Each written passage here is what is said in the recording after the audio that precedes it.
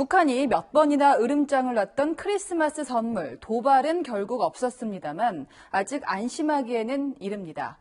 북한이 주요 정책 방향을 정하는 노동당 전원회의를 역대급 규모로 1박 2일 잇따라 열고 있는데요. 매우 이례적인 상황입니다. 어떤 내용을 결정했는지에 대해서는 입을 닫고 있습니다. 이렇게 함구함으로써 새해 첫날 전 세계의 눈과 귀를 김정은의 입에 집중시키려는 전략이다. 이런 분석도 나오는데요. 자, 김정은 위원장이 결국 대화판을 깨트릴 수 있을까요? 첫 소식 유승진 기자가 보도합니다. 주석단에 올라 열변을 토하는 김정은 국무위원장. 후반부부터는 뿔테 안경까지 쓰고 회의를 직접 챙깁니다. 김 위원장이 예고한 대로 노동당 중앙위원회 전원회의를 소집한 겁니다. 새로운 승리를 마련하기 위한 중요한 정책적 문제들이 의정으로 상정됐습니다. 북한은 그간 전원회의를 통해 국가 정책 방향을 결정해왔습니다. 2013년 핵경제 병진 노선을 천명한 것도, 지난해 핵을 빼고 경제건설 집중을 결정한 것도 전원회의를 통해서입니다. 올해는 하노이 회담 결렬 직후인 지난 4월에 이어 두 번째 전원회의입니다. 김 위원장이 못 박은 연말 시한이 3일 앞으로 다가오고 미국의 태도 변화도 없자 최종 입장 정리에 들어간 것으로 보입니다. 북한이 전원회의 결과를 공개하지 않았지만 국방력 강화 노선 등은 암시했습니다.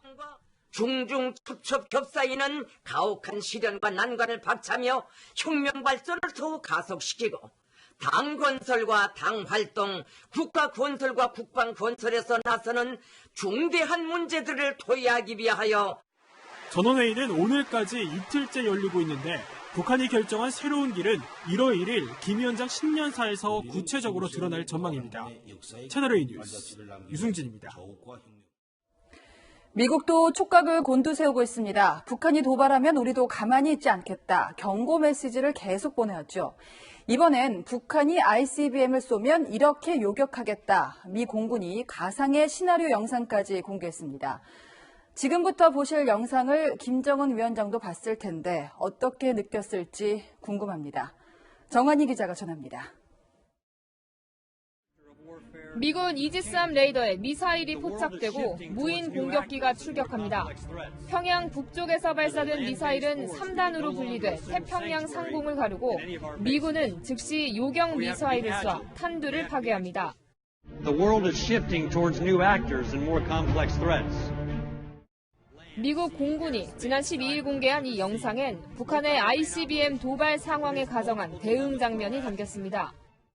가상이긴 하지만 미사일 동체엔 북한 전략군을 뜻하는 숫자도 표시됐습니다. 충분히 막을 능력이 있고 또 복구할 능력이 있고 또 보복할 의지가 있다. 그런 응징, 보복, 요격 이런 의지를 과시하는 것 같습니다.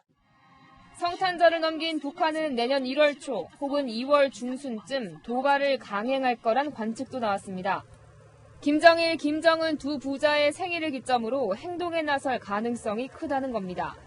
미국 싱크탱크 전략국제문제연구소의 빅터차 한국석좌는 북한이 어떤 실험을 하든 핵 억지력을 과시하기 위한 목적일 거라고 전망했습니다. 채널A 뉴스 정한입니다.